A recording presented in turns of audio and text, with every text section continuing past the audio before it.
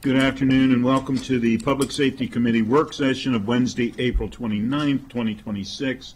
Today we have 4 topics on the agenda for the operating budget and FY 27 through 32 capital improvements program. The first item is the Office of Emergency Management and Homeland Security. The second is Office of Consumer Protection. The third is Fire and Rescue Services. And the fourth is a memorandum of agreement between the county and the Montgomery County Volunteer Fire and Rescue Association, the MCVFRA, for the fiscal year 2027. As we begin, I'd like to thank Ms. Cummings, Mr. Mia, Ms. Farag, and Ms. Whalens for preparing the staff report for the topic today, topics, and for once again and always assembling most informative packets for us. Unless the other committee members have any opening statements, I'm going to ask the first panel to please introduce themselves and ask if they have any opening comments, and then we're going to ask Ms. Cummings to please lead us through the packet. Do you? Good afternoon, Luke Hodgson. I'm the Director of Emergency Management and Homeland Security. Good afternoon. I am Nicole Marcusti. I am the Deputy Director for the Office of Emergency Management and Homeland Security. Good afternoon, Council Members. Derek Harrigan, Office of Management and Budget. Thank you all. Luke, do you have any opening comments? No, I think seeing Ms. Cummins' packet, it's pretty complete. You've had enough comments this week, have you? So we'll see where that goes. Please, Ms. Cummings, if you could. Thank you, Chair Katz. Kristen Cummings, Legislative Analyst. If you could be a little louder or closer to the mic, please. Absolutely. For the FY27 Emergency Management Operating Budget, the Executive recommends an increase of $1,758,165 from the FY26 budget. This recommendation includes 3 items that are subject to the reconciliation list per the Council President's guidance this year. The first one being an $800,000 allocation moving funding from grant funds to general fund reserves for the Everbridge alert system.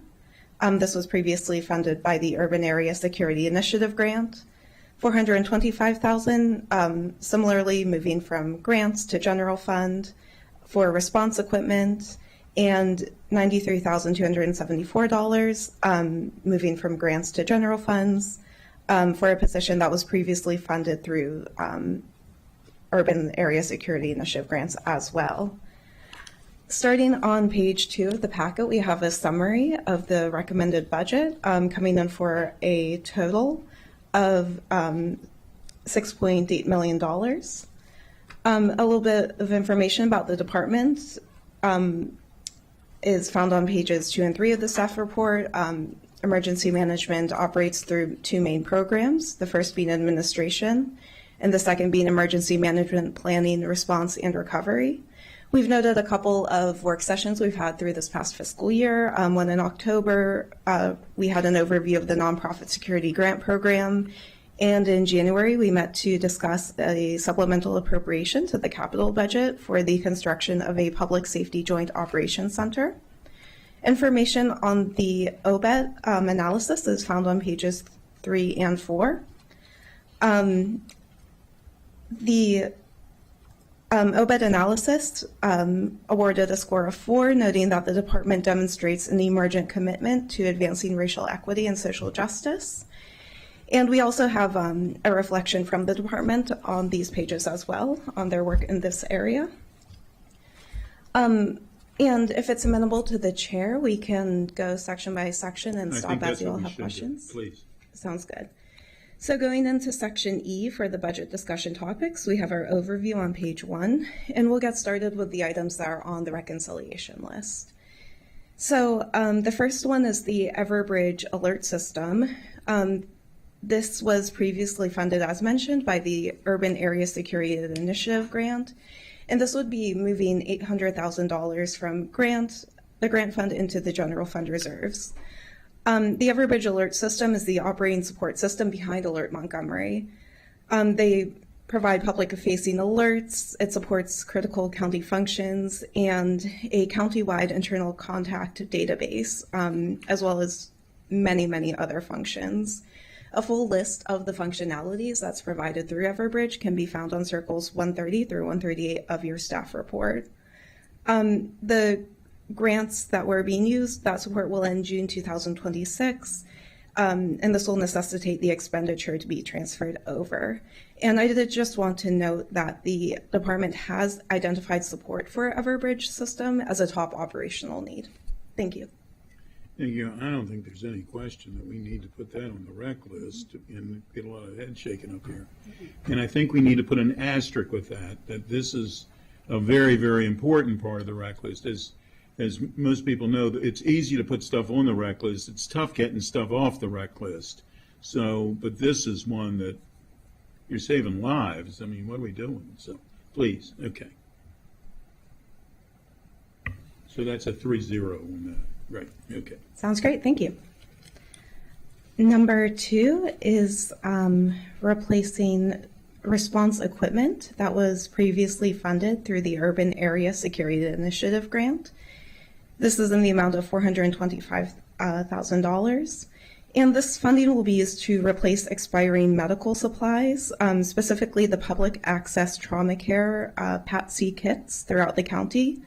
These kits were originally acquired through a federal grant, and these are trauma care kits that are placed in government buildings, public spaces, and schools, and allow civilians to quickly access materials that can address severe bleeding, penetrating trauma, hypothermia, and other critical injuries that may arise in an emergency situation. There are currently kits in 209 county government buildings. This funding would replace 601 kits deployed across these locations. I would just note that the PAT-C kits that are in the schools are funded by MCPS, so these are only addressing the government facility kits. We have, and it will expand coverage to 12 new facilities, bringing the number of kits deployed to 618. Some of this funding will also be funded towards other emergency preparedness needs, such as procurement of PPE, communication tools, emergency response equipment. And while this is a one-time funding mechanism, I would just note that these kits need to be replaced approximately every 5 years. There again, this is one that, the only thing that surprises me on this is that every building comes out of fire and rescue for their budget, or not out of fire, but out of emergency management. Has it always been that way? Yeah, that's a fair question, and this is just a program that we manage by virtue of the grants coming through us. We went ahead and managed it. So this would actually be the first time that general fund dollars will go towards this, because the initial inject was all federal grant funds. But we, as I said, we manage the program, we monitor it, we provide the training, we go out and check the kits, we check the installations, we work with the vendor who does the installations. So we're monitoring those expiration dates on the durable medical equipment and the supplies, and we just realize that they're all up for, we've either reached their expiration date or we will in FY27. So that's why we're putting it forward. Okay. You good? Good. It would be, I see that it was requested here, but it would be helpful to get more information about the breakdown of the expenditures within this line item, because it's a large line item and it's going to a variety of things, especially because it looks like some of it is really continuing costs for existing. We can certainly, as we look at this in the context of the reconciliation list, and there are going to be line items that are marked as this is really same services. So if you are keeping some kits that are already there and making sure that they're up to date and able to be used, then that's really same services. And I think it would be helpful probably for securing that for it to be classified as such. But then there's others that is new funding, which needs a different explanation about the importance of that, or if there's any recommendations that you are able to make about any of those that could be delayed. If there's any buildings that aren't going to be staffed yet by the time for whatever reason, if there's a reason that we might be able to delay some of these or prioritize these within this line item, that would be helpful as well. And I appreciate that, council member. Just for the sake of clarification here, there, as Ms. Cummins mentioned, there is distinction here between what is for the public access trauma care kits, and then some of it is just the continuing maintenance of the stuff that we provide to our employees to go out and do their responses. So, flashlights have a usable life, their PPE wears. For your edification, $63,000 of that money, and we will provide this obviously afterwards, $63,000 of that line item is for the PPE uniforms, winter weather gear, uniforms and things of that nature that we're coming up to. The $387,000 remaining is all for the public access trauma care kits. When we talk about adding new kits, and you saw it, I think there were maybe 12 in there that we're adding, we're not actually paying for the kits or the cabinets. Those were provided by the Maryland Emergency Response System that they had a surplus. Okay. What we need to pay for is the installation. So there is about a $100 charge for our DGS contractors to go out there and actually install that. So it will be a minimal impact for the new ones. Nonetheless, we'll provide that breakdown for you. Great, thank you. Thank you. And yeah, my question was just, are there currently any public access government buildings that have none? There are. We have about 30 buildings. Most of them are daycare centers that are leased by the county, looking at the list. We had a limited number of funds when we originally got this funding from the federal government.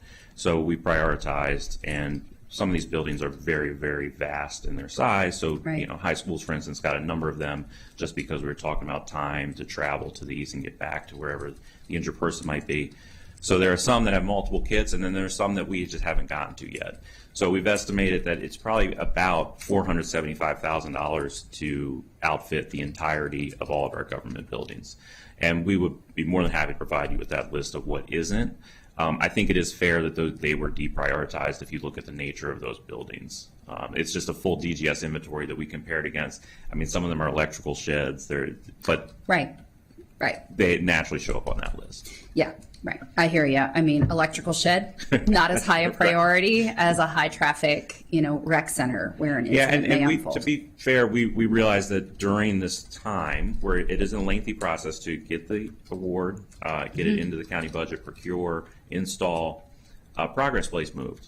So the new Progress Place was not listed as the new Progress Place. So that's one of these areas where we're using the existing kits to fill that. We know the Progress Place has a lot of population, and we want to make sure that they're covered. So we are constantly reprioritizing and moving forward. This is just really to re-up on those that are expiring. Well, this is why it's in OEMHS, because you all cover logistics like no one else. So thank you. Thank you. So we're good, 3-0? Is that, yes? 3-0, okay. Item number 3 for the reconciliation list will be a fiscal and administrative position that was previously provided or funded by the Urban Area Security Initiative grant in the amount of $93,274. This would replace the source of funding for a currently filled administrative position at 0.78 FTE.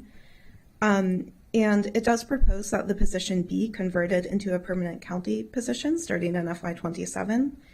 The fiscal and administrative specialist position carries responsibilities related to departmental daily operations and ensuring department compliance with federal, state, and county requirements.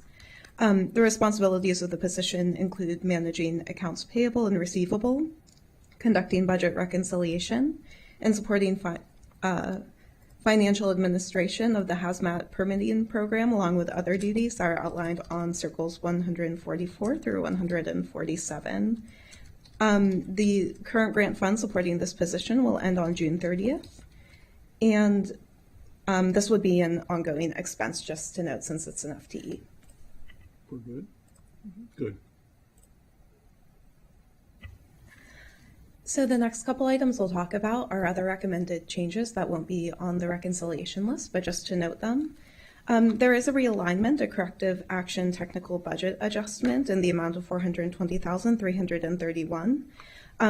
As you might remember, last year in the FY26 budget, the council approved this amount of funding to move personnel expenses for 4 FTEs previously funded through the NCR Urban Area Security Initiative grant to general funds.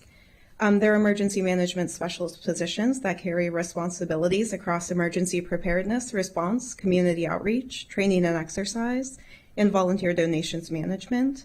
And just in the last year, these were inadvertently budgeted in the grant fund, so this is simply a technical correction. We're good. Next, we have an enhancement of the State Homeland Security Grant Program in the amount of $279,861. The change in grant funds represents an enhancement in the State Homeland Security Program grant, and the grant funds will be used to maintain programs, equipment, supplies, and operational capacities.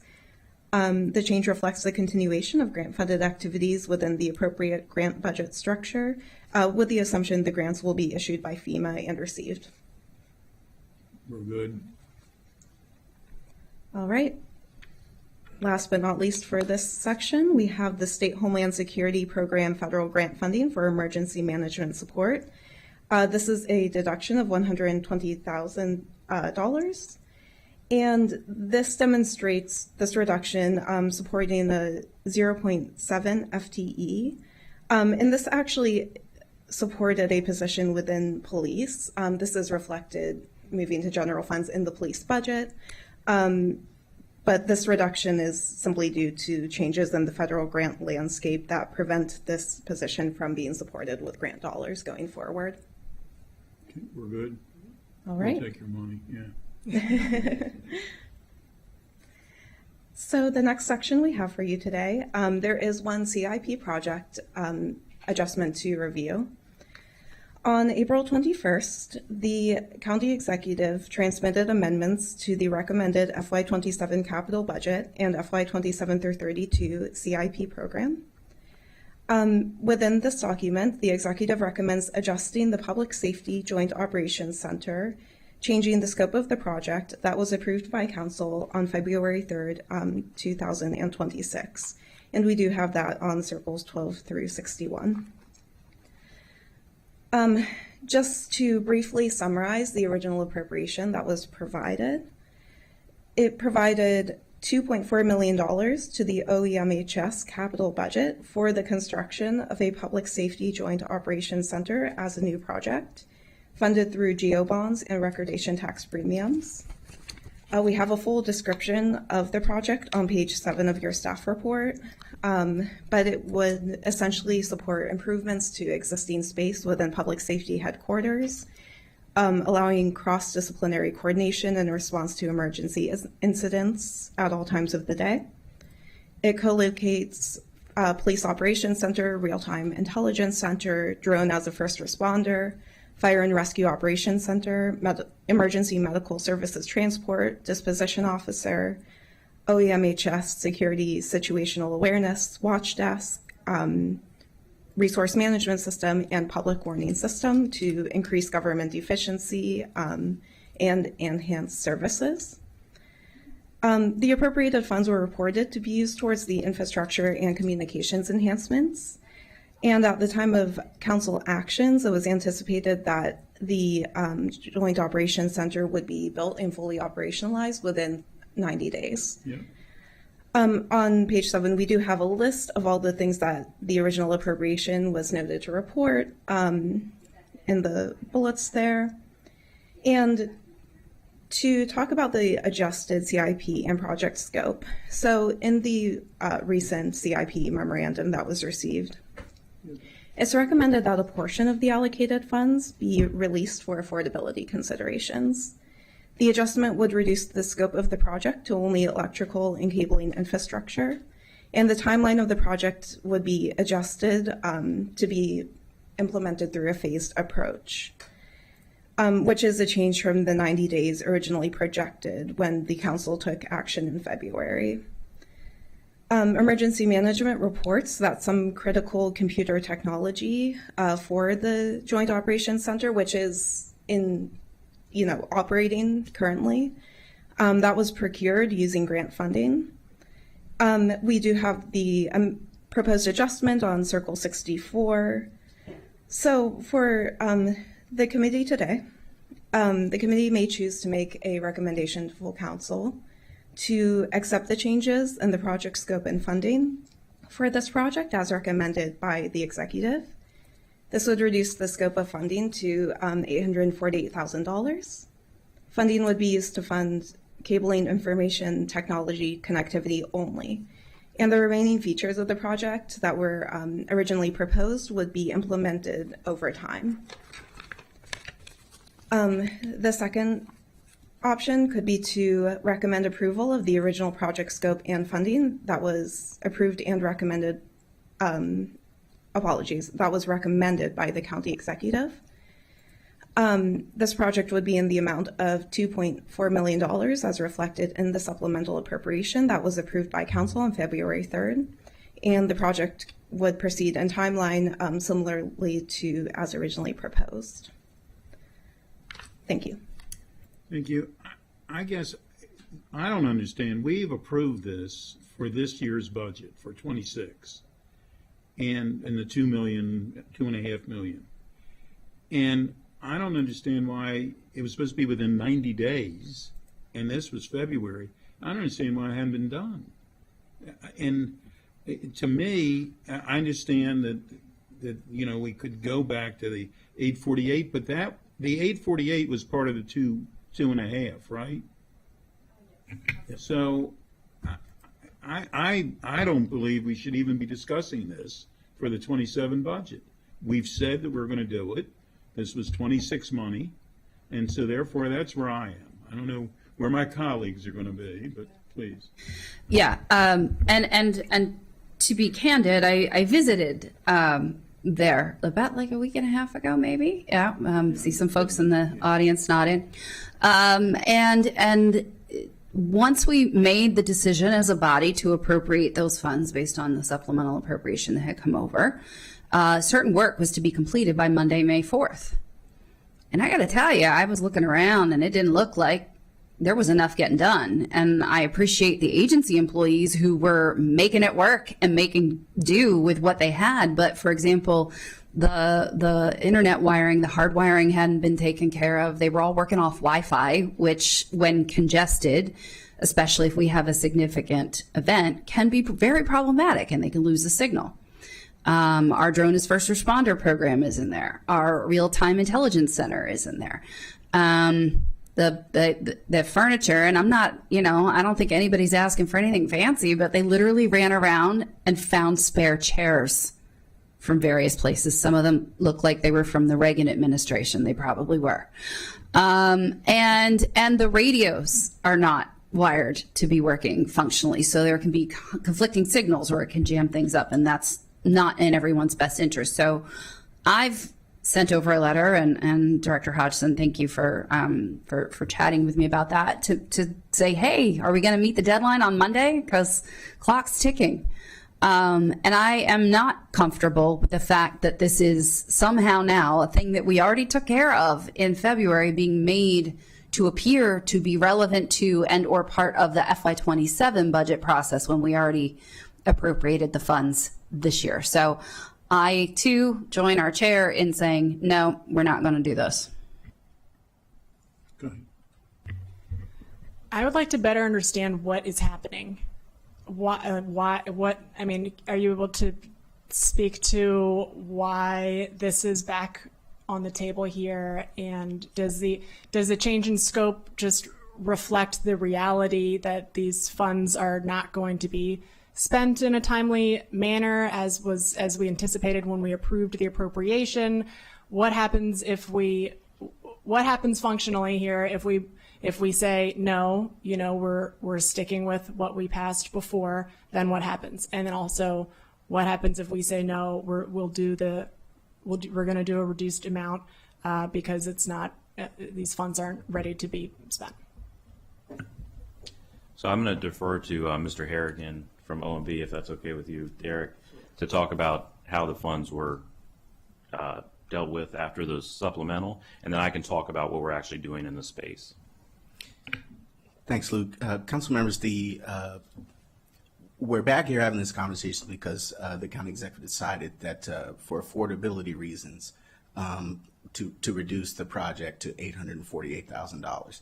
That level funding was to take care of cabling, any other types of utility work that needed to happen at the PSJOC.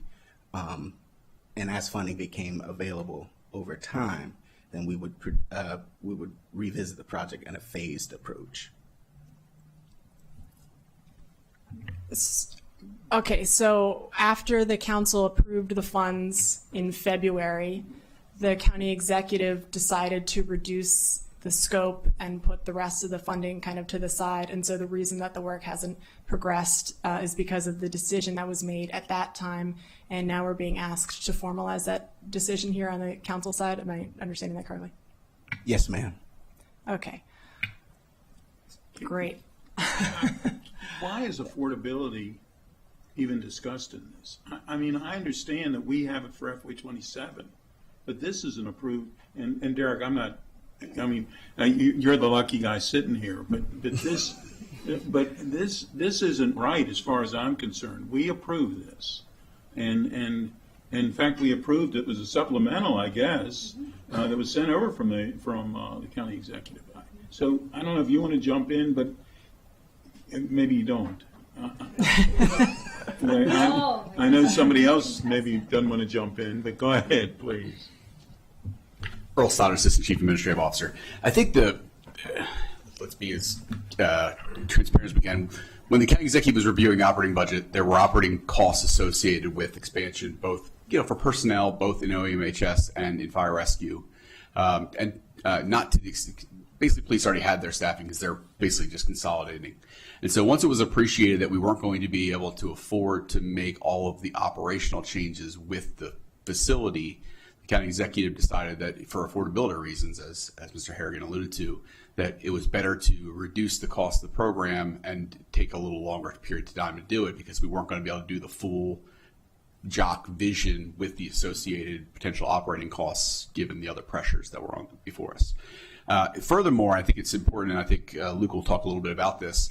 We were able to identify both some grant funding that was available to us through some Homeland Security grant remainings that we had.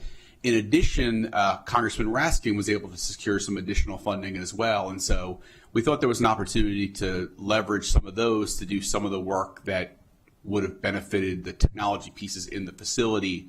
But the hard wiring was something that we could not leverage grant funding to do because they will not do capital work of that nature. And so you can usually buy equipment with grants, but you can't do capital work. And so that was ultimately the decision is let's free up the additional resources that we could not use the grant, where we could use the grant funding for other things. So I'll stop there. Go ahead, please. Thank you. Dr. Stoddard. Thank you, Dr. Stoddard. So as Dr. Stoddard mentioned, we have been able to locate some grant funds that were available that we redirected from some of our other projects. So we have allocations that are given to us every year. As you see, the nature of the grants right now is that those are diminishing or being eliminated, but we have some that have some periods of performance that were extended to current time so that we were able to tap into them. Together, we've spent $1.144 million in grants, and that has allowed us to operationalize it. And by operationalize it, I mean we got a lot of the hardware that Dr. Stoddard mentions. It's allowable expenses through the grant. So all of the computer hardware that's down there, the peripherals associated with it, the video wall that will be there. I'm sure you know more about all the intricacies of what we did. A portion of the base station radios were purchased through that money as well. So we looked to make sure that we could continue to go with the council's direction to proceed with the Joint Operations Center. And I think everybody throughout the government on both sides of the aisle agree that we should be pursuing this. So this was our direction, was that we should leverage the grant dollars to the extent possible. And while I agree with Councilmember Lukey that the space is not aesthetically pleasing at this point, we've made a good amount of progress down there. That said, there are some limitations to what we can use the grants for. And that's becoming the hurdle that we're at right now. And that's what this funding is trying to address. So I talked about some of the radios that we had purchased, some of the computer peripherals. Obviously, the nature of DFR, with the video feeds, with the controls, with active drones, with the video feeds, the literally thousands of video feeds we're getting through FUSIS, through our real-time intelligence center, it is very broadband intensive. So we don't even need to be that crowded down there when you start seeing latency and you start seeing breakdowns. We've lost connection with the drones at least temporarily, which is very troublesome to all of us. There are many safeguards, so people shouldn't think that those were not being controlled, but the direct control with the primary pilot was temporarily interrupted. We've lost and degraded the signal from some of the videos that we've seen, and this is just the nature of Wi-Fi. We're limited by Wi-Fi. So we need to work on getting hardwire down there. We've been working closely with TEBS. They've been very accommodating with providing us with some of the stopgap measures that this coming week we'll be able to feed the DFR through county fiber, but they've been very clear that that is a very temporary solution that they're able to offer us. And then the other concern, which you articulated, Councilmember Lukey, is the radios. The radios down there, we are in a basement, for those that don't know. So by virtue of being in a basement, we're surrounded by concrete. And we have concerns about the radio frequency radiation that happens when you're transmitting in a radio and when it's confined in a space that cannot otherwise escape. So we are using portable radios now down there where the signals do bounce back and forth. The science is sort of all over the place as far as what kind of exposure and how long exposure you need. I think as a project manager, I'd rather err on the side of caution and make sure we don't expose people to that. The way to do that is we put antennas on the roof and we wire the radios to them. So that's what this also includes. There is also some power upgrades that need to be done for that to support the racks, to support the servers, to support the switches. The cost is actually a little bit more than the 800. I believe it was 848 was what was in the proposal. That's what's in our packet. Yeah, and we went through it. The cabling, it's $257,000. The radio infrastructure is $640,000. There's $216,000 for the radios, and then the electrical upgrades are $37,000. So that we have about 1.1 will get us to some place where everyone who operates in the Joint Operations Center is comfortable with the technology we have, with the reliability we have, and with the health and safety of our personnel down there. So you're saying that this number should be 1.1. Is that what you're saying? Ultimately, that's up to this body Well, I and the understand, county but- executive. But what we're saying is that the networking that's associated with, I think, what's referred to in the CIP amendment, because it doesn't get too specific, and maybe Dr. Stoddard knows, was for the network cabling, the radio infrastructure, and the electrical upgrades that support both of them. So, Dr. Stoddard, do you want to weigh in if I'm off on that one? Yeah, I wasn't in the room when it was discussed with OMB and DGS, but basically we took the line items from the original proposal that were hardwiring both radio and IT infrastructure and included all those costs in ultimately this decision. So I don't know what I don't know what the delta was in terms of the difference between 848 and 1 million that Director Hodgson alluded to, but I think obviously we sent over 848, and I think that's what we're prepared to move forward with right now. I do want to say, and I think that just while I have the microphone, number one, I want to give credit to our first responders, and I want to say this because I was there some of the days when they were going through and literally cleaning the space up themselves. They've taken this as a priority for them, and they're doing a lot of the baseline work to make it happen because they realize how important it is and valuable to the frontline officers. And ultimately, I think it is clear to me, irrespective of who is either sitting in the county executive seat next year or in my seat next year, that this is going to maintain a priority because, frankly, in the several weeks that it's been operating, we've already seen tremendous benefits to our residents in real time. And so, I think, what we're saying is that, we really want the council to approve this 848 so we can address the short-term issues here. But we're going to learn lessons about how best to operate this facility in real time over the next 6 months. And I would very much expect that someone's coming back before the council sooner than later and saying, these are the additional investments we need to make in this space because we've learned by operating that this is the best way to do it. But I will tell you that much like I expect this conversation is going to be a lot like the DFR conversation where the proof will be in the pudding and you're going to see how effective it is. We've already had an instance where we've shaved minutes off of a response time to a shooting, which anyone in this room will tell you minutes make differences. And that's we expect that this room is going to serve that purpose very effectively. And so I think if we get the 848 that we've suggested, we'll be able to move forward with safe operations of the facility. But I can assure you there will be additional costs that will improve and enhance the room. All right, so, but the 848, you're saying should come out of the 27 budget rather than the 26 budget? We had approved it, 26. 26. So the 848, that number can come off of for 27, right? This is just a proposed adjustment to the FY26 funds that were allocated by the council. So the original 2-point-some million that was originally appropriated. Go ahead. Yeah, so it's been just under 3 months since we appropriated the about 2.4 million.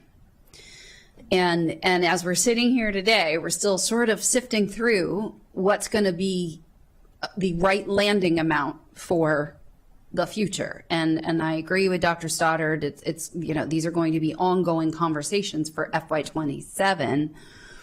But then my question is why the 848 was picked exactly, because that seems like it, even just now in the discussion, wasn't quite where we need to land in order to just accomplish the basic technological and worker safety things that Director Hodgson had referenced. And we're not really talking about it doesn't matter in the context of the FY27 budget, which is the rest of the stuff we're dealing with. And so I feel like we're in a spot where we shouldn't make adjustments to the thing we already approved, and we should leave it alone while everyone continues to sort this out. FY26 will close, FY27 will start. Maybe not all of it gets encumbered or used. We will deal with it later, but I'm not comfortable with this coming up or being inherently intertwined with an FY27 budget discussion, which it's not actually part of. And while everyone is still sorting out how to get the basics accomplished so that this can run in the way that it needs to. Thank you. Go ahead.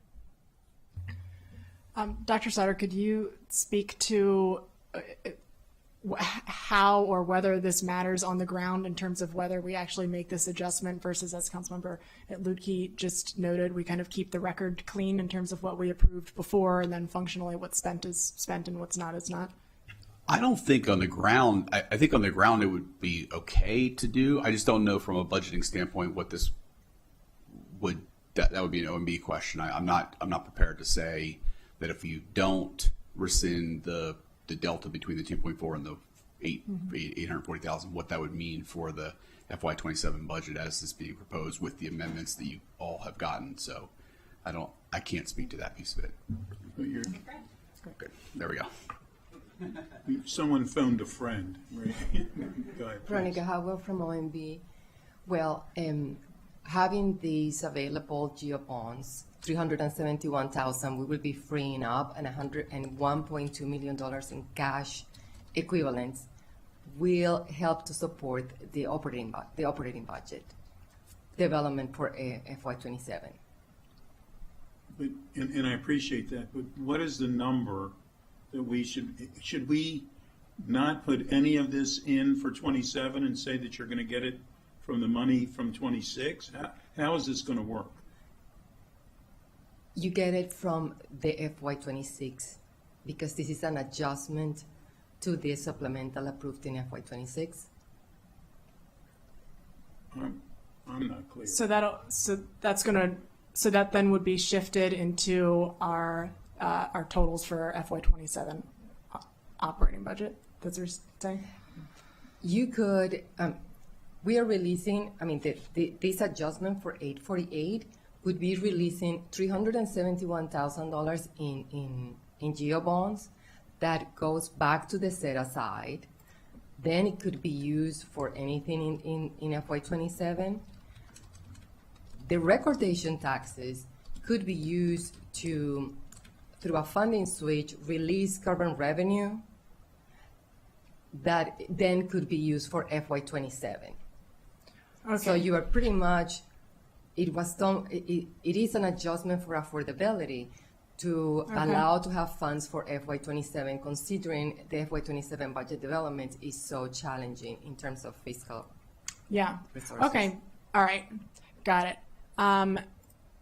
This is all a little bit confusing, and don't, as colleagues have noted, the changes to the FY26 budget coming into the discussion with FY27 adds some confusion, but I understand why it's relevant, and I certainly want to appreciate the work that was done by Congressman Raskin's office to secure grant funding that can be used in this space, and to create a little bit of wiggle room there. That's federal maneuvering, not always easily done these days, and I want to make sure that we take advantage of that.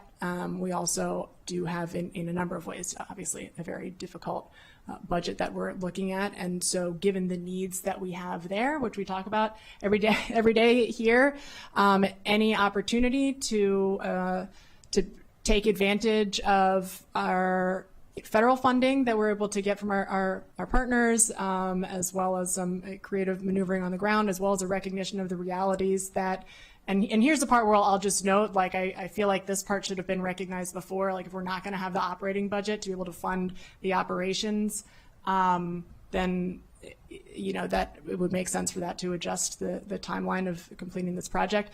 But regardless, making sure that we are taking that into account and that we have an appropriate timeline that reflects that.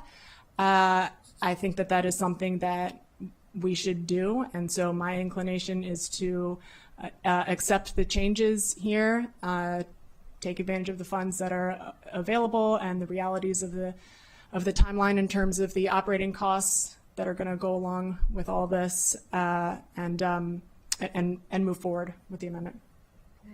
Go ahead, please. And Dr. Starter, I don't know if you can speak to this, but the funds that came from Congressman Raskin are funds that can't be used for capital projects, correct? So we got to be careful how we frame capital. Capital in the federal world typically means can't be used for like hard infrastructure. Right. You typically can use it for technology, for example, which sometimes in technology can be in capital, and sometimes that can be in operating. And so in cases where, for example, computer stations or like the wall screens and things of that nature, you can often use the federal funding to do those things. But if it's inside the walls, if it's that kind of thing, that's a hard no from a federal funding standpoint. And is this funding from Congressman Raskin separate from the funding that was authorized for the crisis intervention team work? It is separate. This actually is funding that it's been years in the making. It was actually towards the Real-Time Intelligence Center. That's what it was actually framed as. But obviously, as you recognize, the Real-Time Intelligence Center has been now combined with other features to form the JOC. And so our Real-Time Intelligence Center is a segment of the JOC, which, utilization of those funds to support that segment frees up, we're dual purposing a lot of the technology anyway. The front screen is serving the RTIC, and it's also serving DFR, and is also serving the other functions of the facility. And so it's a, the model has evolved since the federal funding was secured, but the operations and intent are still included in the overall JOC. Okay, thank you. So we've managed to make this as confusing as we can. So what is the number that we're looking at for 27? Ms. Cummins, do you know that, or can you figure that out by the time it comes to full council? 371, I think. Yes, I'll coordinate with OMB.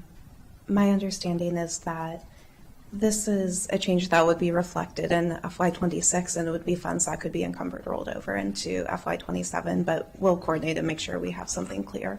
Okay.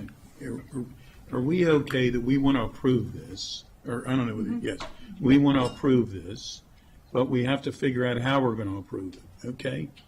All right. Okay, let's move on, please. Okay, thank you. Can I make, we were just talking, and so one way that the committee could do this is, there's 1.2 in cash. I think that is the most important for the FY27 budget consideration. So you could theoretically free up the 1.2 and just leave the 371 delta as the question for Ms. Cummings to figure out exactly the GEO bond delta what exactly the numbers alignment between Director Hodgson and what we actually need. I think that might be because the 1.2 is really what you all, I would imagine, are most interested in, because that's FY27 cash. And I'm fine with that, and hopefully you can have some other side conversations and get us $1 million each time. So anyhow, if you can figure out this mess for us by the time it goes to full council, which won't be that long, okay, please. I'll do my best. Next one, moving on, is on page 8 of the staff report. Just wanted to note another budget-related item is the Nonprofit Security Grant Program. In FY26, $1.2 million was allocated towards this. And the department reports that the allocation covered every qualified request within the established reward gap, and a $500,000 supplemental appropriation to provide additional funding to the FY26 Nonprofit Security Grant Program to support eligible organizations at risk was transmitted to Council on April 9th and was introduced on the 28th. Public hearing and action will follow in the next few weeks. And it's reported that this addition will support 49 eligible organizations, which is all to say, should the additional $500,000 be approved in FY26, that would put the allocation for the program at $1.7 million. And I did just want to note that the department did provide some very thorough information on the utilization of the program funds for this year. And those are found on pages 149 through 52 of the staff report. Okay. So is there anything we need to do in addition right now on that? Okay. Just where And I guess we had the press conference, what was it, last week, 2 weeks ago. Are we all fine on that? Mm-hmm. Okay. Anything else, please? That brings us to our conclusion. On the last page, page 9, we have a table showing the 3 reconciliation list items that were discussed. And that is all. Thank you. Good. Did you please go ahead? I'm sorry. Yeah, I just want to thank this body, County Council in general, and the county executive, as well as all the leadership on the executive side. We've been going through many years of the federal contraction in the support that has for many decades since our inception supported us. And I have a lot of colleagues all over the country who are facing a cliff this year, that are about to lose the majority of their program, and their communities will suffer for that. But this body, the county executive, the broader county council, all of the leadership has had the foresight to see how important this is to the community, and you've gradually prepared us for this. And we've had no interruption in services. In fact, we've become more efficient and economical in the way we've done things, thanks to your cooperation. So I thank you on behalf of our office, the mission, and those that we collectively serve. Well, and thank you for all that you do. I know Councilmember on my right here wants to say something, but thank you for all that you do. And also, Dr. Stoddard, before you were in this position. Please, go ahead. Well, this is right on theme, because I just wanted to say thank you, because we see you, I see you on the ground, honestly, more than I would like in my district, responding to emergencies.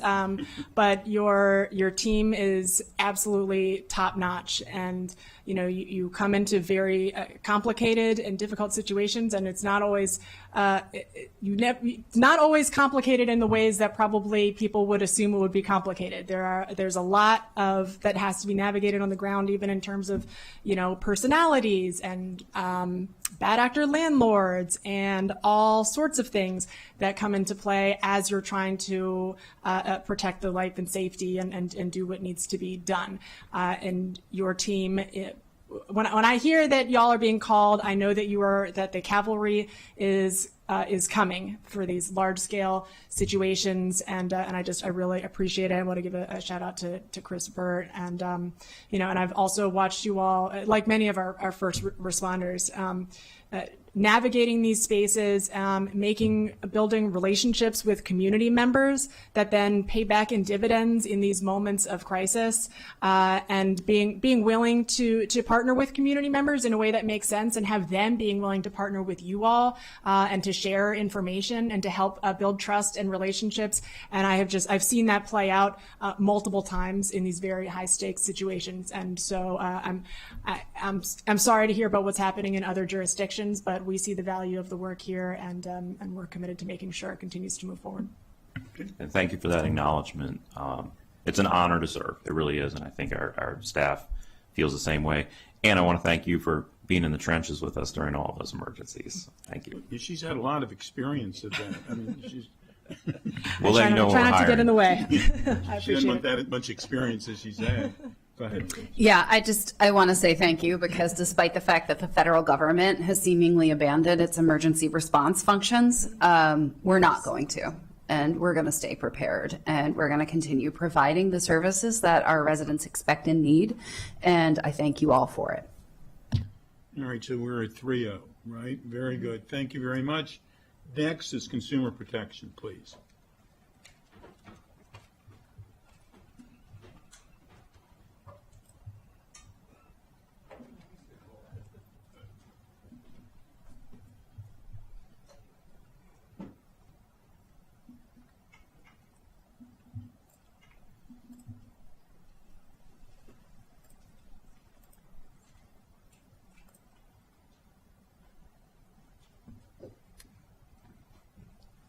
Any opening comments? No? Okay.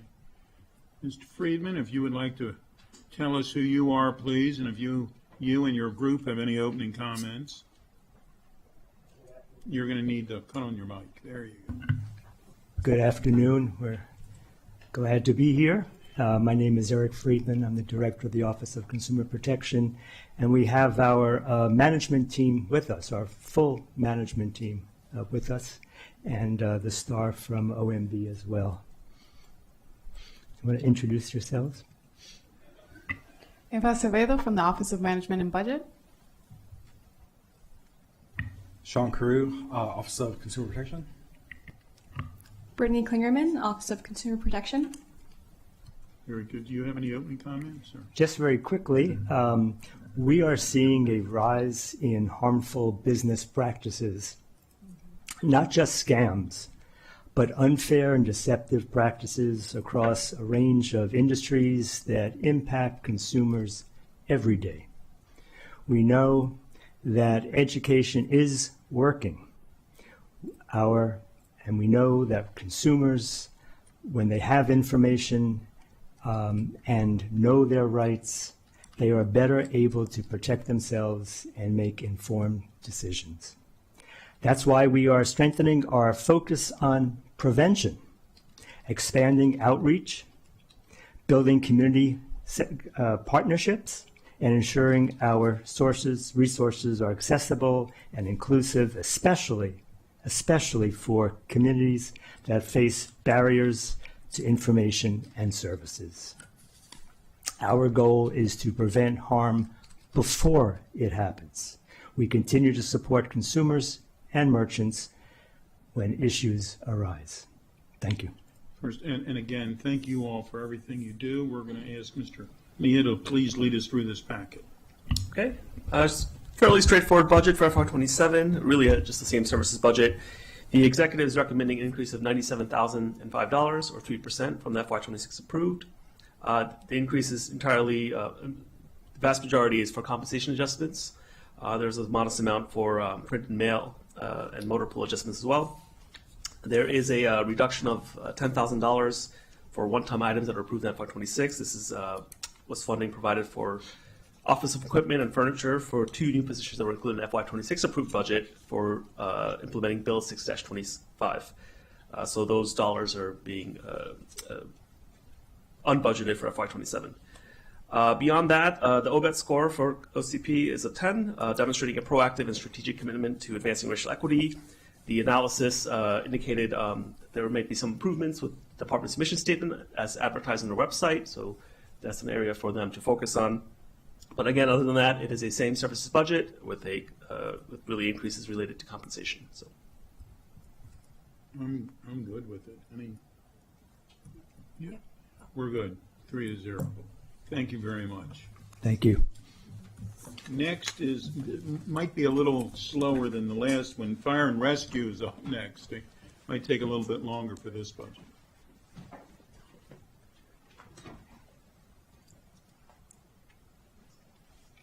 Can I say something as a dismissing about NCP? What? Can I say something real quick? Sure, go ahead. Thanks. As the transition is happening, and Director Friedman, as you're on your way out, I just wanted to commend OCP for their building out a volunteer corps and a volunteer corps to do that prevention and outreach work. I am just filibustering here, but to do that prevention and outreach work, and I just really want to commend that proactive response to what you all are observing on the ground. It's very impressive, and I appreciate that it's a budget that was easy for us to approve 3-0. But we did read the memo. It's a lot of excellent work, and I know that as district council members, we are seeing the impacts too, and so having it laid out the way the response is being formulated here is great, and I look forward to continuing to partner with you all to help these services and opportunities reach into all the corners of our constituencies. And I appreciate you bringing that up. And I noticed that she made you turn around, Eric, when she said that she was going to give me a compliment. So anyhow, thanks. Thank you all for what you do. All right. So if this panel could please introduce themselves. Chief, yeah. Can you hear me? Yes. Corey Smelly, Fire Chief. Dominic Del Pozo, Fiscal Management Division Chief and Fire and Rescue. Vivian Nico, Office of Management and Budget. Good afternoon, Michael Kelly, Division Chief, Volunteer Services. Gary Cooper, Division Chief. Charles Bailey, Division Chief. D. Howard Richards, Division Chief. Very good. Ms. Frog, would you like to lead us through this, please? Sure. Good afternoon, everyone. This is the proposed FY27 recommended budget, operating budget for the fire department. It has about a $1.6 million increase, or 0.5% over last year's approved budget. If the budget is approved as recommended, the total budget would be about $312 million for FY27. The executive's recommendation does not include any programmatic or staffing additions, enhancements, or other cost increases that must be placed on the reconciliation list per the council president's budget approach. That means that if there were any general fund increases anywhere in the budget, they were to be placed on the reconciliation list with some limited exceptions, including certain known commitments, which we'll get to shortly. The operating budget equity tool analysis states that the department has earned a commitment level rating of 6, demonstrating a sustained commitment to advancing racial equity and social justice. I have not identified any other potential reductions for committee consideration at this point. Every year you do have to approve draft budget resolution language for EMST fees and ESPP revenue distribution to the local volunteer fire and rescue departments, and I've included that on circles 35 through 37 for your review. And the committee will also review and discuss 2 additional FY27 to 32 CIP program amendments, which have not yet been reviewed by committee, and that includes apparatus replacement program, which was the March 13th amendment, and the White Flint Fire Station, which was an April 21st amendment. I do give some pretty detailed background on the fire department, and I'm going to mention 2 things just because the entire context of the budget is kind of framed by these. And here I am being my broken record again on overtime, and that is the first thing that I wanted to talk about. The fire department, kind of like corrections, they have mandatory posts where they have minimum staffing requirements. They have 315 seats that they have to have filled on all the different pieces of apparatus around the county. That changes in the career and volunteer mix, depending on whether it's Monday through Friday or it's nights and weekends, and there's a chart on page 2 that outlines that. They handled about 143,000 emergency calls for service last year, and again, approximately 78% of those were emergency medical services calls. There's a map on page 3 for your reference, just because we're talking about very specific stations in this budget, and I wanted that to be readily available to people. In terms of overtime, for the past 10 years, the department's budgeted overtime has not accurately reflected known personnel costs for delivering services to the community. For FY26, the overtime expenditures are already actually $7 million over budget, and the department has advised that they expect to submit an FY26 supplemental appropriation for $11.7 million on overexpended personnel costs, which we have not yet received. There's a chart, again, going back a decade for you on page 4 that's showing the different cost overruns, and in fact, in FY25, they were $15 million over what was budgeted. These are known costs of staffing these different pieces of apparatus. So it's, as I've, again, broken record, it is imperative, in my opinion, that these are accurately reflected in the budget every year. Table 3 on the same page has a list broken out of the different operational drivers of the overtime. It's mostly firefighter and paramedic backfill. Also instructor time at the academy are the top 3. And as I did last year on table 4 on page 5, the top 20 overtime earners in 2025, this is calendar 2025, I do want to note that one individual earned $315,000 in overtime. Total earnings, which included base salary as well as longevity, was $472,000 for the year. I also want to bring to your attention, as you know, the state law changed. The General Assembly just passed Senate Bill 445 and its cross-filed bill, House Bill 532, which requires governmental units that employ firefighters to compute overtime pay for each hour over 168 hours that a firefighter works during a 28-day work period. That bill will not take effect. It has a delayed effective date of October 1st of 2028, which will allow some additional time to plan for the operational and fiscal impacts that it'll have on our department. But the department is advising that for Montgomery County, with the schedules that predominantly run 48 hours per week, this is going to result in about 6 hours a week of a regular firefighter's regular shift schedule being paid in overtime, which is time and a half. They estimate that impact in FY26 dollars is going to be about $10.6 million. So it's really imperative that policymakers start taking under consideration how to more appropriately budget overtime to reflect actual known costs. The other piece that I wanted to mention is the master plan. In FY24, the council approved the department's master plan, and that planning document is required by law, but it recognizes that resources are finite and that future demand must be met through data-informed deployment and not simply by adding more people, stations, or apparatus. It dives deep into using data, identifying and understanding community vulnerability and risk, and service needs. There's a strong emphasis placed on community risk reduction. In terms of the operating budget equity tool analysis, they scored a 6 on this year. They indicate that it plans to implement certain recommendations from the National Academy of Public Administration report on staffing and create a strategic recruitment plan, revise the entrance exam process, and modify internal hiring processes for special teams. I also wanted to point out that the department has staffed a fire science and rescue cadet program in MCPS, which takes place at the Public Safety Training Academy. Students from all high school clusters are eligible to apply. The rising 11th grade students can apply to the fire and rescue course, and rising grade 12 students can apply to the EMT course. Student enrollment in that program has historically been very diverse, and in addition, the fire department has for at least a year run the Girls Wired for Fire Camp each summer, which helps girls and young women who have historically been underrepresented in the fire department experience firefighting and EMS skills and activities, and they plan to do that again this summer. This is the department that I did a base budget review for, and that's attached for your review. I'm not going to get into too much information about that unless you have any specific questions.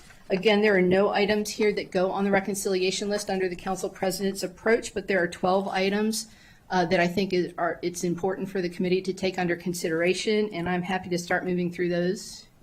And we're going to, as you go through them, we'll talk about them as we go so we don't get lost in this.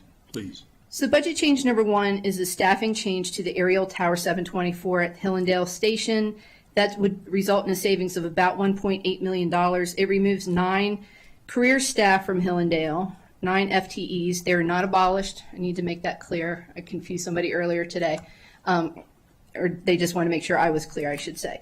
It moves them to address this structural budget problem with the overtime cost overruns that we have every year. So the aerial tower, I just wanted to note for people listening at home, is a ladder, generally 100 feet long with an elevated platform. It provides an elevated surface for rescuing occupants or delivering elevated water streams. The piece of apparatus would remain at the station. There's a chart that reflects response data for this unit, Aerial Tower 724, over the past 5 years on page 10. As you'll see, they had about 1,466 calls in calendar 2025. And one of the questions I asked for both of the staffing changes that you'll discuss today is what the department would do, recognizing that this might have a service impact and how they would mitigate that service impact. I'm just briefly going to touch on the fact that there are other towers around that general area and turn it over to the fire department if you have much more detailed requests for information on that. But they indicate it would shift demand to neighboring aerial units, specifically 18 in Glenmont, 16 in Four Corners, and 15 in Burtonsville. They do give a little bit of background that there are 3 high-rise structures within Hillendale's immediate response area, but its primary first due area consists largely of single-family dwellings. 24 also benefits from overlapping aerial coverage from 25 in Aspen Hill and the other 3 units that I just mentioned, and they indicate that 2 of those units are staffed with 4-person staffing. They also advise that of the different types of system impacts, in order to find savings, this change has the least system-wide operational impact compared to alternatives. Please. First, I understand the need to find savings somewhere and in a very difficult fiscal situation. That said,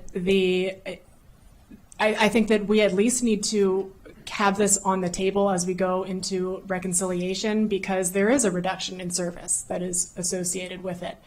And I will just note that the East County area historically, for a very long time, has taken the brunt of, when there has to be reduction somewhere, where is it going to, and this is something that this body, but this executive branch as well, I know has been actively working to mitigate. But this is a tough one. This is a tough one to move forward with. So I would like to keep this one on the table as we go into reconciliation. And I do want to note that I want to make sure that my framing is clear, that that's, slighting East County, of course, is not what is happening here. I recognize that you all have looked at where your resources are and recognize that you have been, all departments have been asked to put forward cuts, and you had to put forward something. I also would ask my colleagues to allow us to keep this one on the table as we move into reconciliation, because reducing service, essential service that is, looking out for the health and safety of our residents. I think this should be one of the last places that we're turning. So I know Hillendale's not my district.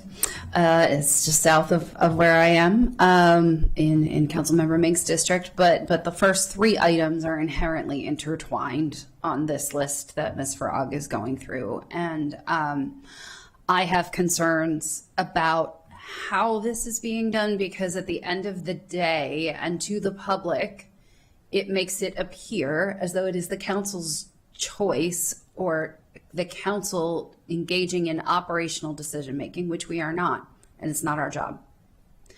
But those are decisions that the department can make, and I get that. They aren't necessarily budget decisions, though. They are purely really actually operational, because to the point that Ms. Farag made about the $11.7 million in overtime this year, things still get staffed, right?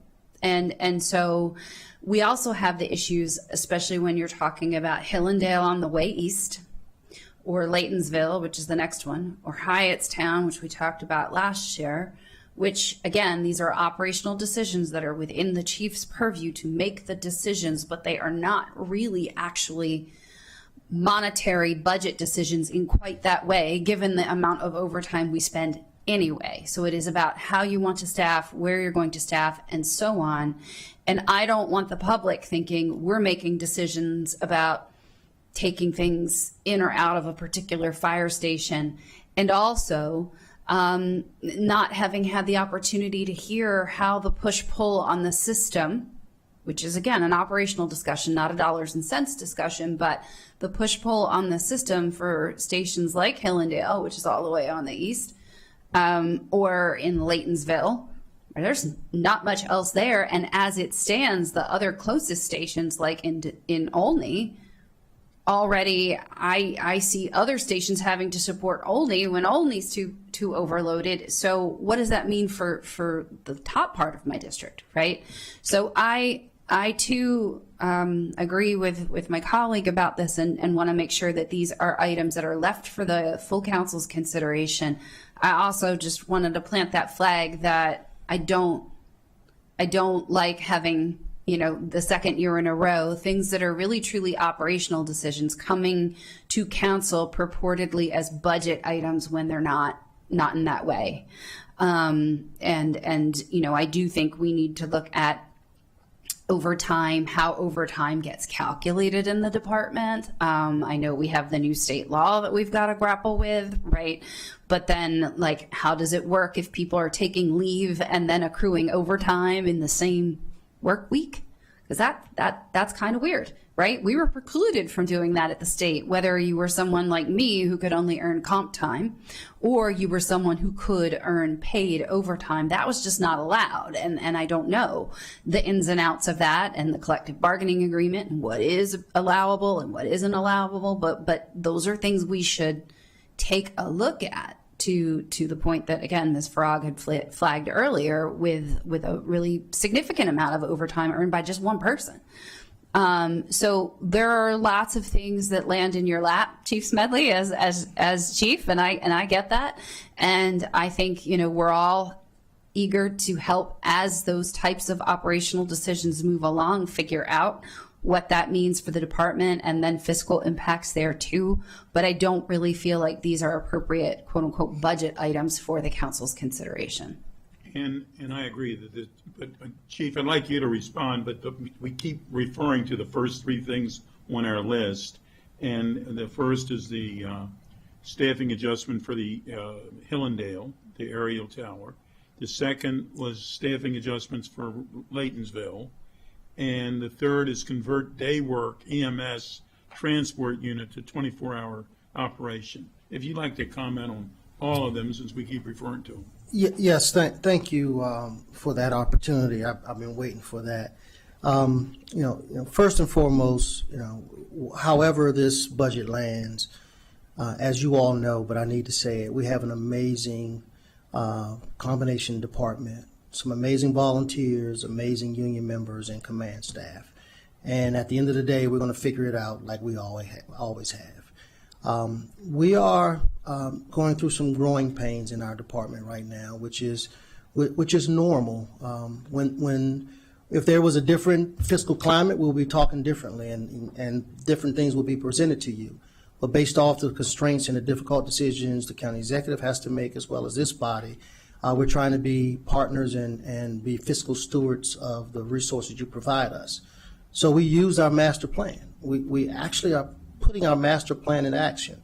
And so, yes, we've asked for things, and fiscally they are not able to go through. And so, therefore, we have to look at other ways to be great stewards of our resources.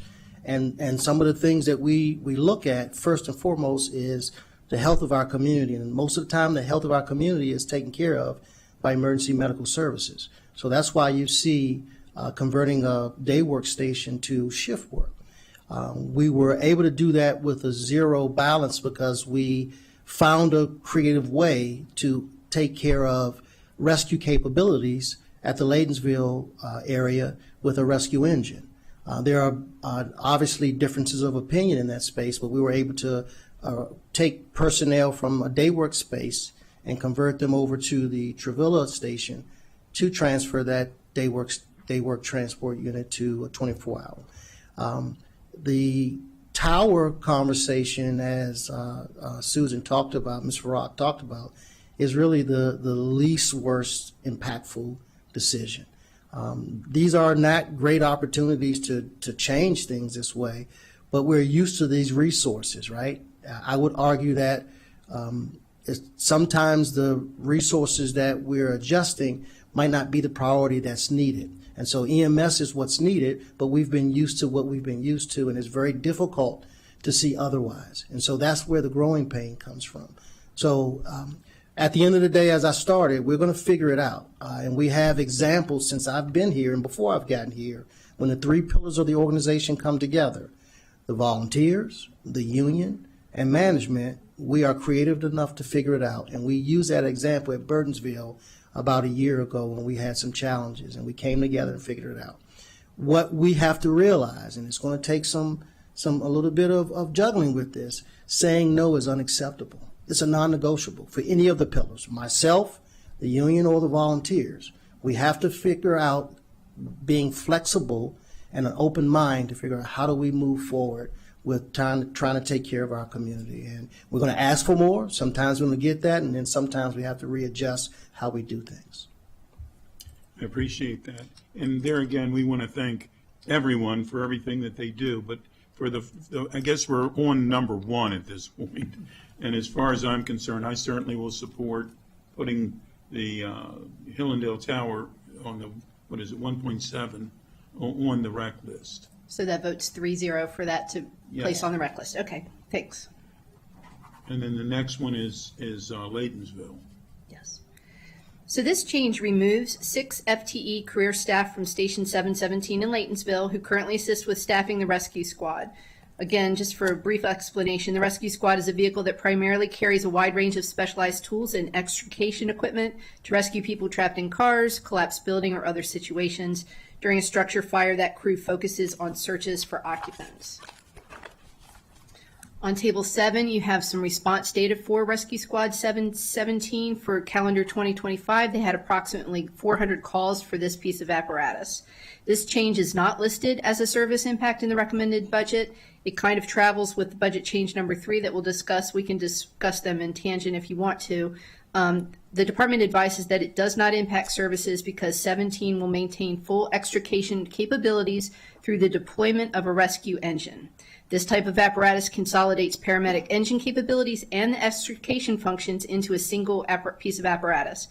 Further, the broader Laytonsville area remains reliably protected by the overlapping extrication capabilities of Rescue Squad 729 in Germantown and Truck 734 in Milestone. In fact, the department has advised council staff that the change would be a measurable service improvement for the surrounding community. The current staffing model for the station is 6 career personnel nights and weekends, and in the absence of available volunteer personnel, these 6 staff are forced to simultaneously cross-staff a paramedic engine, a rescue squad, a tanker, and an ambulance, which is the transport unit. And this approach routinely leads to service gaps where units fail to respond because assigned staff are already deployed or on another piece of apparatus, or just can't physically respond with multiple vehicles. The department is advising that focusing its staff into a rescue engine and a transport unit will guarantee consistent response capabilities and eliminate some operational failures. Did you want any further comments? We know where you are. Yeah. Yeah. Again, what I'm seeking is just making sure we have full operational capabilities and we're not leaving particularly an up-county, more rural jurisdiction. Because, for folks who live in Laytonsville, they're like, Germantown's not around the corner. It isn't. And it's the piece here about we're taking staffing away, right? So I'm just trying to explain this in layman's terms. Like we all know, look, this is like some kind of county executives like, hey, I need y'all to play some little budget shell game here with us to make the books look right. And I know you can't speak to that, so I'm just saying it because it's been very apparent. And in this particular case, what it comes across to the public as is it makes it sound like, oh, well, the council committee says it's okay to cut 6 firefighters from our station. That's the takeaway that people get, and that's not what we want. Again, I am confident in your abilities as chief to make these operational decisions internally and deploy them as such and work through things as you test out. Right? You've been studying the data and what the needs are of the county, and I support that and appreciate that. But it's not really a budget item. It's an operational decision, and it's not actually a budget item, because those 6 people, wherever they are, we're not really, it's not about cutting people or not cutting people. It's about whether personnel would be assigned there or not. And yet it makes it come as though it is a savings in the budget, which it is not, because overtime is going to be overtime, and it just is what it is. So happy to hear you speak to that. But again, I respectfully request that we treat this the same as we are treating Hillendale. Thank you. So this conversation about the Laytonsville rescue engine happened well over a year ago. And with the constraints that we had to contend with not having people lose their job, it's adjusting service delivery. And so it's a little different than the Hillendale conversation, because the service is still going to be there at Laytonsville. It won't be there in the manner it's at Hillendale currently, but it will be there in Laytonsville in a different vehicle. And although a rescue engine is smaller than a heavy rescue squad, the lion's share of the rescue calls that are ran can be covered and has been covered with the tools that are capable of being stored on that rescue engine. And so the savings came from reducing the staffing at that particular station and restoring them at the Trevilla station, because we asked for a transport unit and the budget just did not support it moving forward as recommended. And so this was an opportunity to say, if we have these resources available, instead of using them to curtail overtime, it will help the community directly by putting an advanced life support unit from a day work to 24 hours. So that's the impetus of how that happened. And just like the example other places we have, we're working to make sure that we're doing our due diligence to bolster volunteerism, recruitment, and retention. We just had a course not too long ago where a lot of volunteers were there, as well as our recruitment team, to talk about best practices. So another example where we did similar things,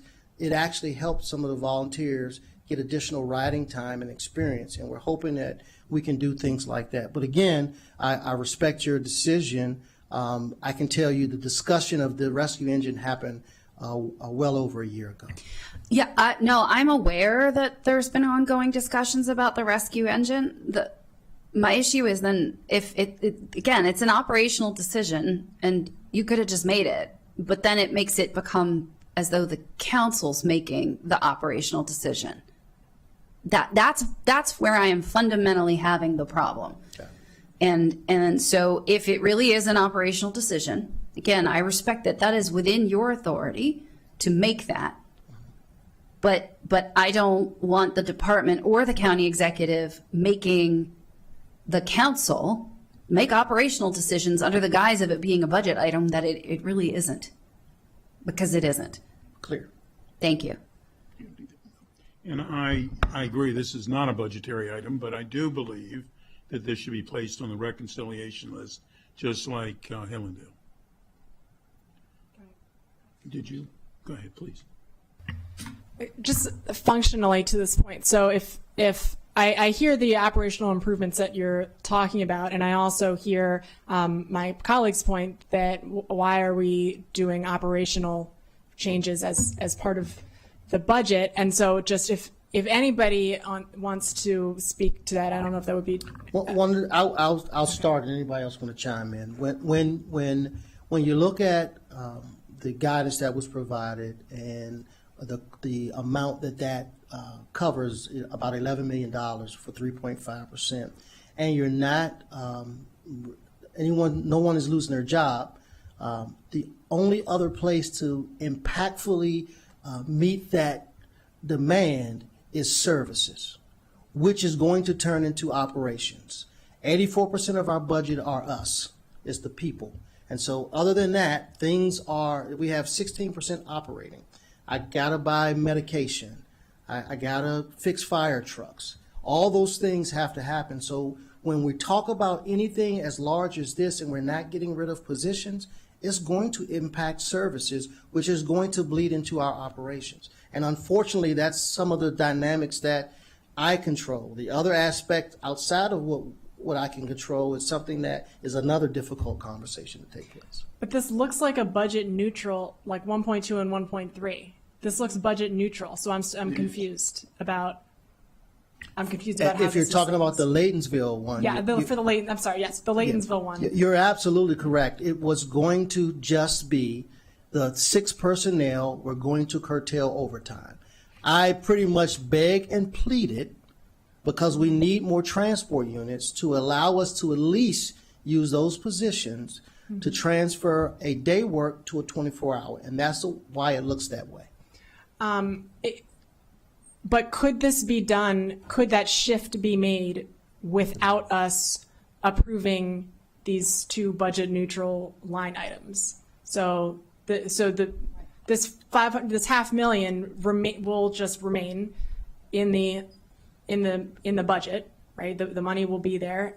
It's not being we are not the ones who moved it from one place to another, but could you just move personnel? Do I have the operational authority to Correct. answer your question? Yes. Okay. I do have the operational authority. Okay. The information and the dynamics of how we got here with our partners are still going to exist. And part of the year-long discussion, the reason it took a year long and we still haven't gotten over the finish line is because we're trying to grow together and help each other understand it. It's not an easy task. But to answer your question, absolutely, I have the operational authority to make those moves. Okay, so in that case, I think that I'm going to go along with my colleagues here and support putting this on the reconciliation list. And I will note for the record that I am not actually weighing in on whether the shift should be moved or not moved, because that's an operational decision which I leave up to you, considering that it's budget neutral. And if there's any additional information that you want to provide us between now and full council that might flesh out why doing it this way is necessary, then by all means, I'm sure all of us would be happy to receive that information. But I will go along with my colleagues on this and leave the operational decision making to you all. Thanks. All right, so that's a 3-0 to put it on the reconciliation. But I think the reason it's even coming before us is because for many years we've talked about overtime, and this would help alleviate some of those overtime concerns. Certainly not all of the overtime concerns, but some, and that's why it's even before us. Go ahead. Actually, I just want to make sure that there is not a risk of colleagues accepting the 1.2 but not 1.3. Could we combine this, please, into one line item, because functionally that's all we're talking about. Nobody up here is considering or would recommend that our colleagues take this just as a reduction. And the only reason that we're talking about putting it on the reconciliation list is because we are making sure that the operational portion of this is just handled by the department. So if we could combine those two, that would be. I can note that for the reconciliation list and also stress that you wanted to remove this from a budget discussion and let it remain as an operational decision. Okay, I just want to make sure that functionally we cannot take the one without the other, because if that could happen, then I want to remove the whole thing from the reconciliation list. So if we can just make sure that is taken care of before full council, just as a technicality, so that we don't inadvertently get a different result. Okay. Thank you. Thank you. Ms. Frog, please. So I did want to go through 1.3 anyway, which is converting a day work EMS transport unit to the 24-hour operation. This would shift, if approved. As you said, these two pieces will be traveling together on the reconciliation list, but it would have shifted 6 FTEs from the Rescue Squad 17s personnel to staff medic 732 unit, which is at Travilla, which is near Adventist Shady Grove Hospital, and convert it from a day work only unit to a 24-hour unit. Station 32 is one of the busiest in the county, and it has responded to over 15,000 calls for service in 2025. Medic 732 is a day unit only, responded to 1,200 calls last year. So we've already discussed that one, so yes, that's on the list. Yeah. I did want to mention, and please, Chief, correct me if I'm wrong, it was my understanding last year that they had wanted at least 3 transport units. The budget approved 1 transport unit. I think that this was a less expensive way to upstaff an ALS unit in a really critical part of the county that has high needs. which would have been cheaper, and again, please, Chief, correct me if I'm wrong, if they had a new ALS transport unit put into service in the budget, that would have required 10 FTEs instead of shifting this in a budget neutral way. And just for those who are watching at home, ALS is Advanced Life Yes. Support. Yeah, I can read a packet. Yeah, I'm pretty good. Yeah.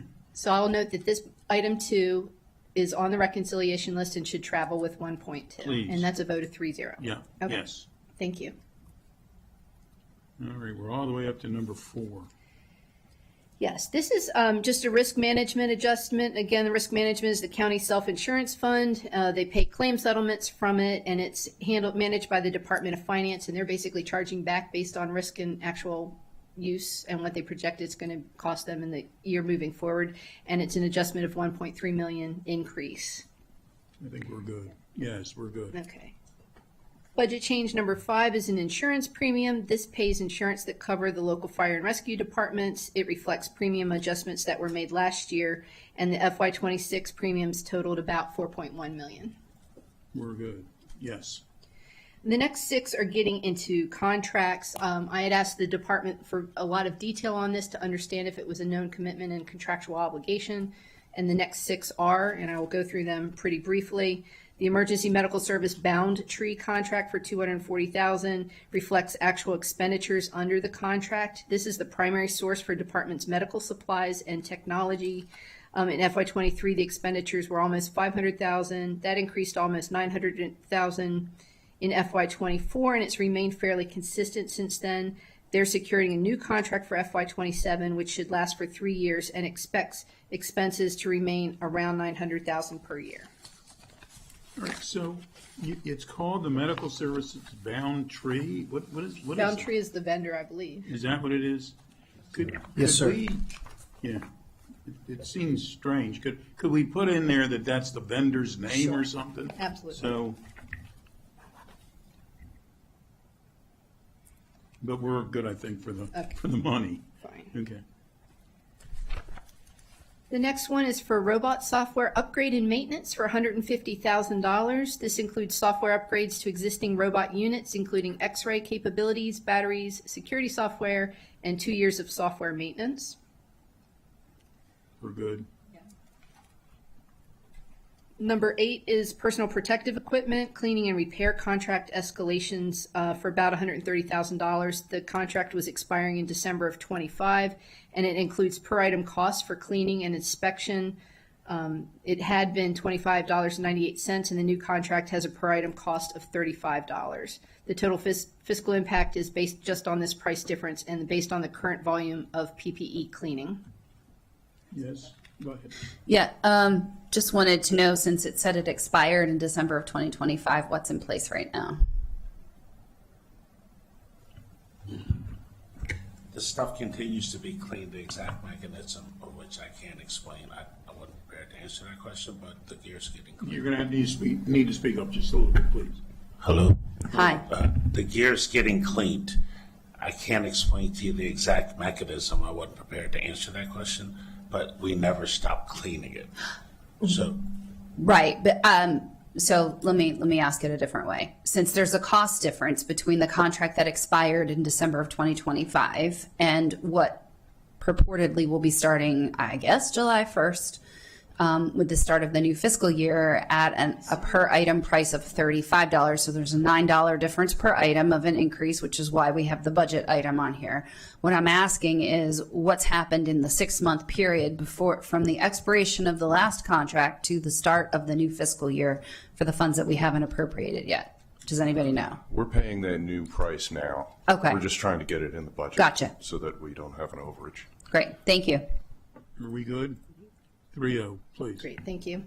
The next one is hazmat or hazardous materials operations. This is loss of a council of government support of about $91,000.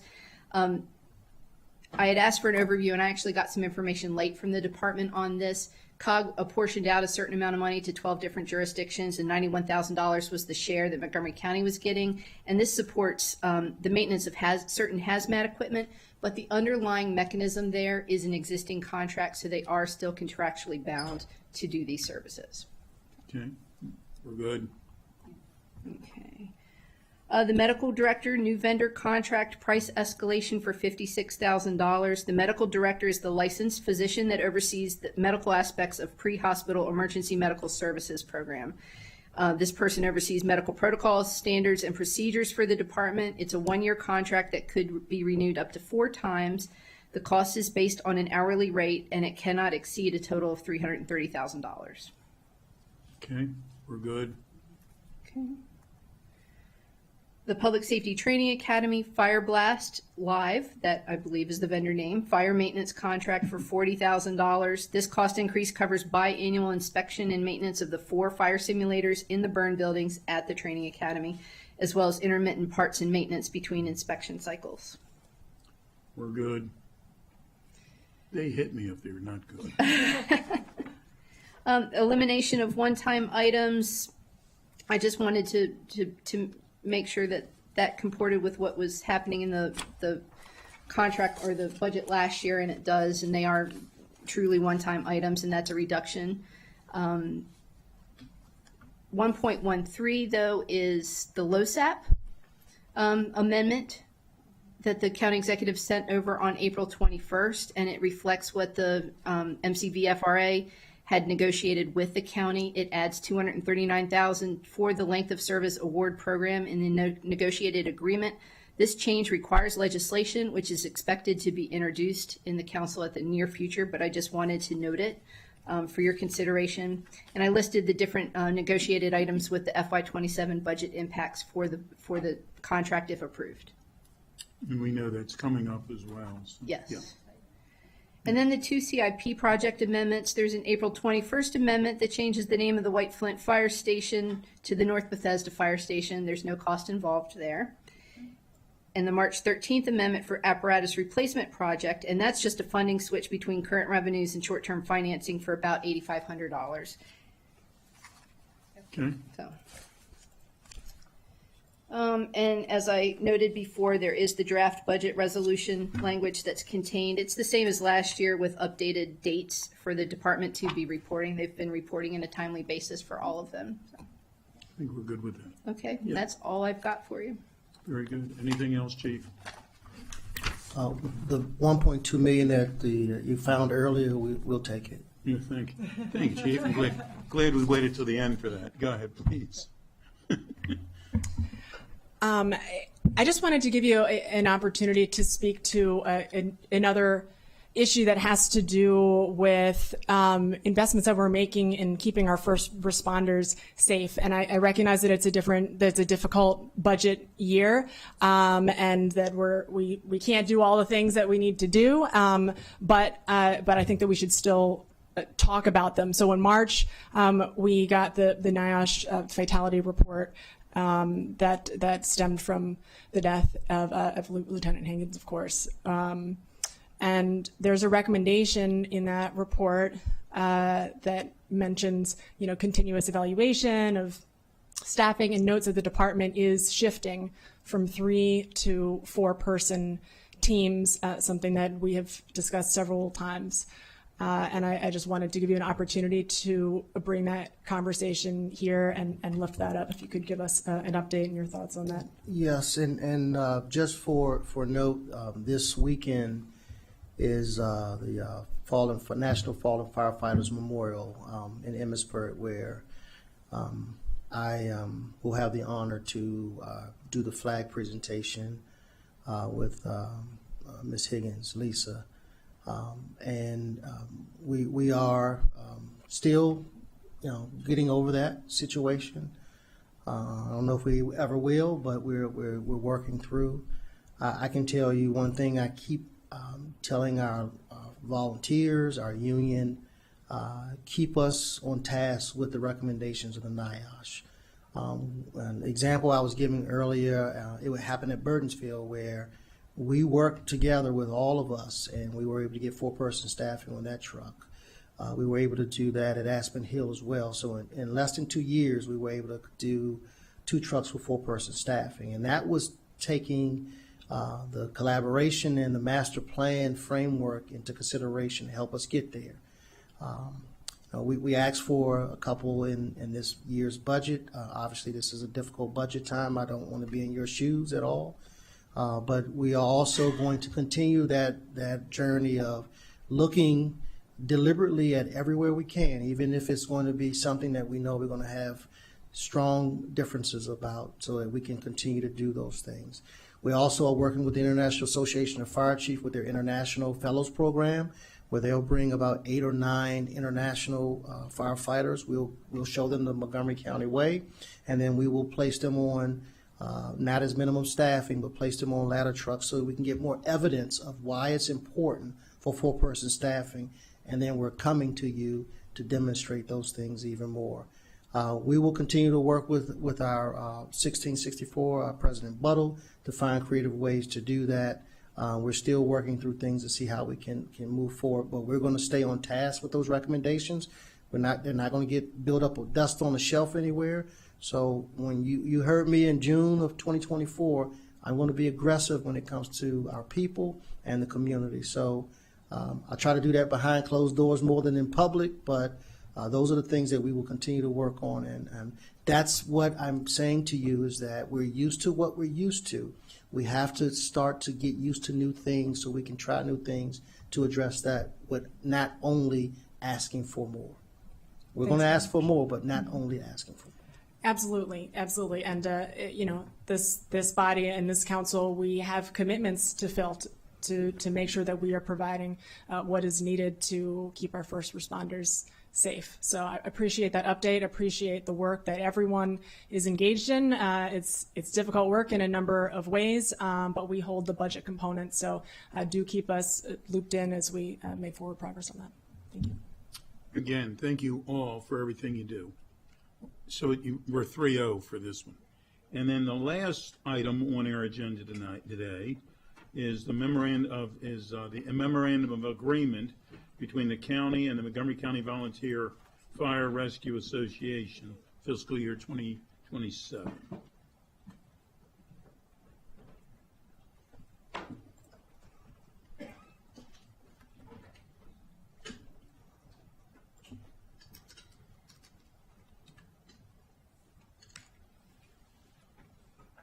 Does anybody have any opening comments on this one? I'll start, and I don't know if Chief Ryman is going to chime in. You know, this is a great combination department, a lot of brilliant people. We're finding creative ways to learn and grow together and serve our community.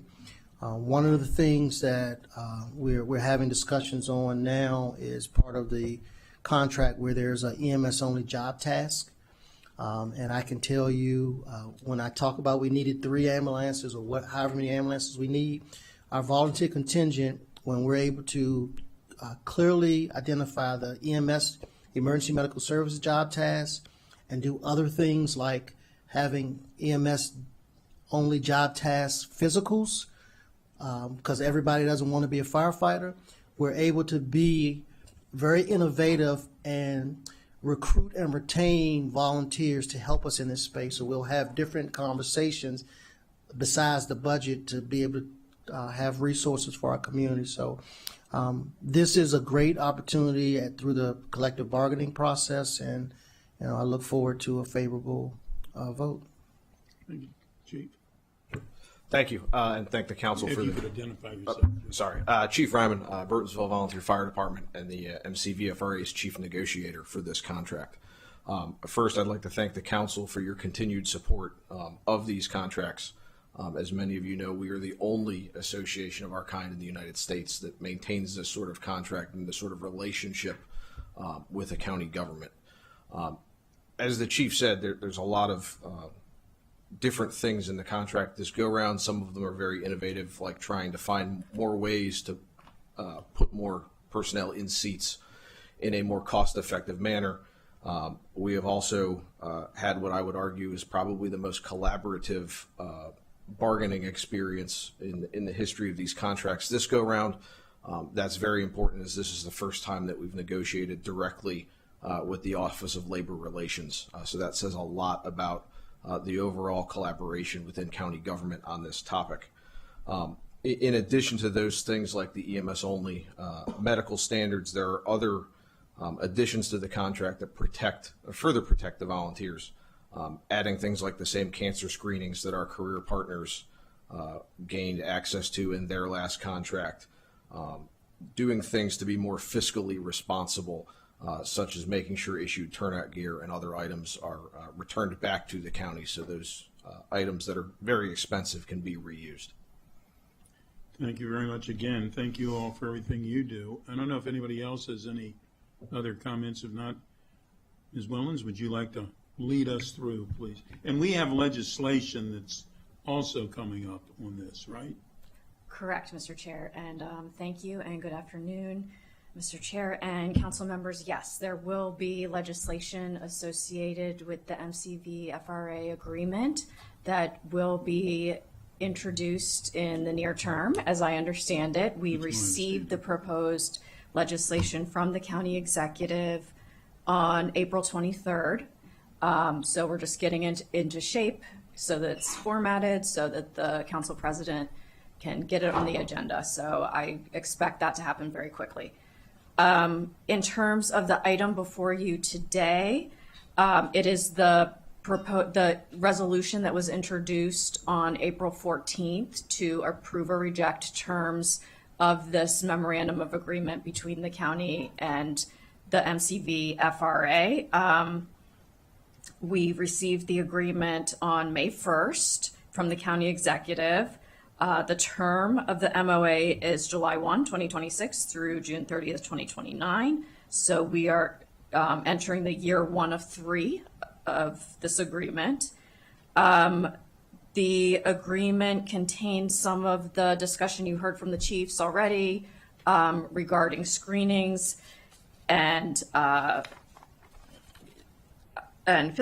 physical exams, and I will just quickly go through as a package the other items. Please. And then allow you to, ask for any elaboration or questions.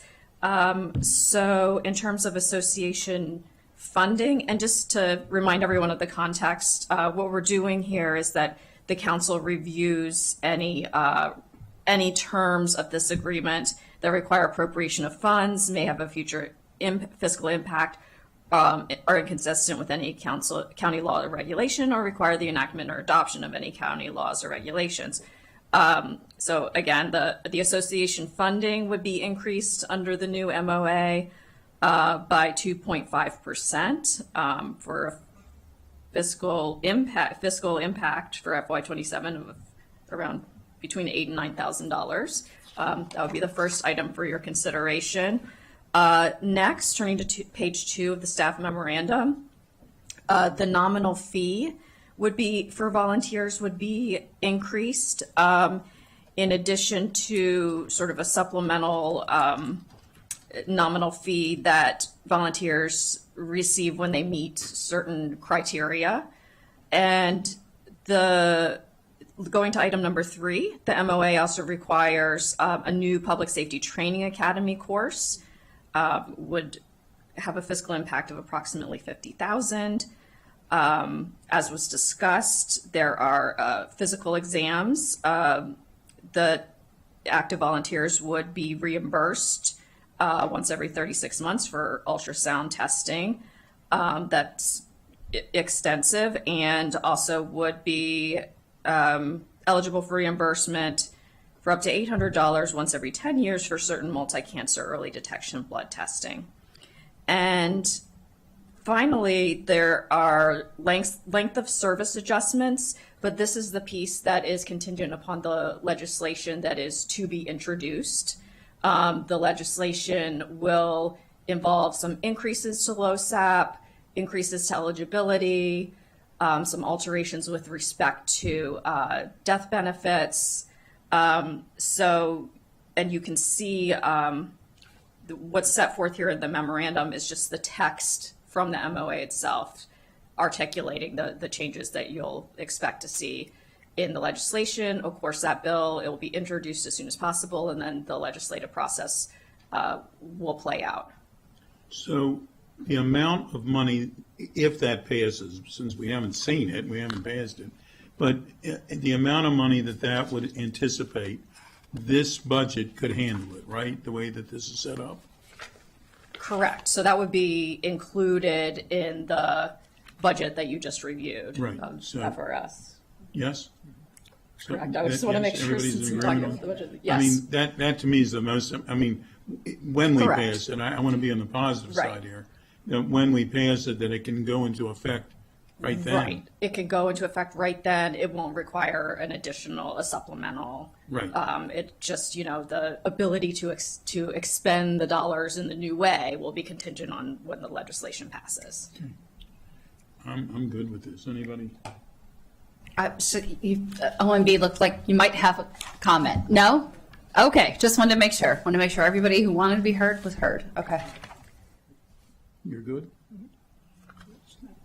So we're good. Go ahead. Great. And Mr. Chair, just one additional thing. Okay. I did want to request, if it's with the committee's permission, I would request that I can update the language of Section B. This is on page 2 of the draft memorandum.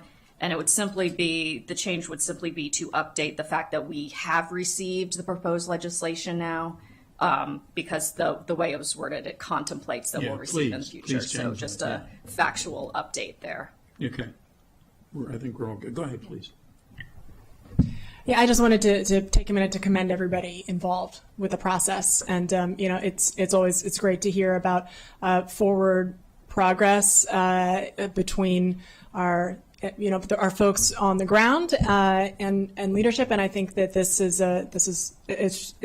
I've heard from multiple sources now about the positive developments coming out of this. So it feels very substantial, and really appreciate the time and effort that you all have put into it. And Chief Ryman, I know that you drew the straw to take this on, and I know it's a significant undertaking, and much appreciated. And if there's anything that you wanted to add, by all means, feel free. But thank you to all the parties involved. Yeah. Okay. Thank you. We're good. Thank you. And I also wanted to acknowledge Mr. Hartung back there. He's hiding from me. I can't really say. But thank you for everything you're doing as well. So it's a 3-0, please. Great. Thank you Okay. very much. Thank you. And with that, guess what? We're adjourned. Thank you. You have got to. I was going to.